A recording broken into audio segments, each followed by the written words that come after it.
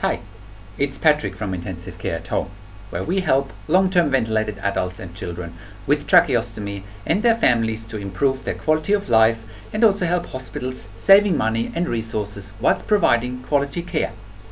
Welcome to another edition of our blog, and in this week's blog I want to make a quick comparison between providing care to long-term ventilated adults and children with tracheostomy in their own homes versus providing care to those long-term ventilated patients in an intensive care setting.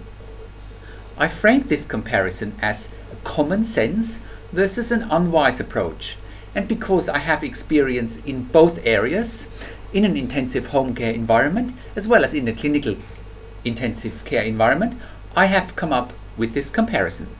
It goes as follows.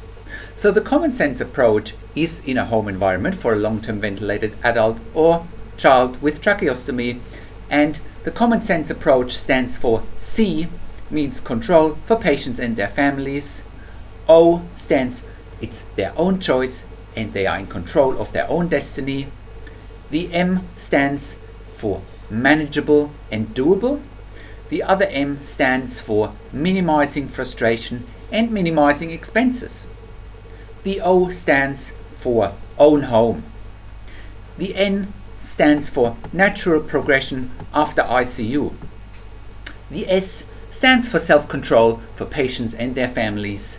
The E stands for easy and economical because you have an empty ICU bed. The N stands for no to an extended stay in intensive care. The S stands for sanity for patients and their families. And the last E in this common sense approach stands for ease of life for patients and their families. On the other hand, we've got the unwise approach, which is if a long-term ventilated patient stays in intensive care for long periods of times. Now, in the unwise approach, the U stands for uneconomical and unwise.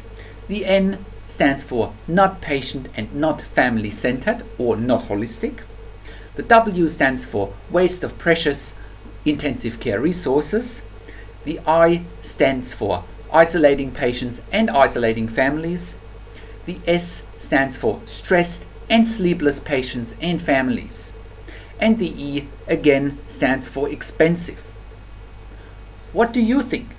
How do specialized intensive home care nursing services for long-term ventilated adults and children with tracheostomy compare to a long-term stay in ICU?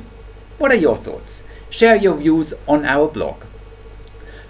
Thank you again for watching this week's blog, and if you are a health professional in intensive care and you think you have a long-term ventilated adult or child with tracheostomy who would like to improve their quality of life and or their quality of end of life in their own home rather than in intensive care, even if it's to go home for a few days, and if your organization would also like to save some money and resources along the way, or if you simply have any questions about our services, either browse the website or give us a call on our number or simply reply to this email.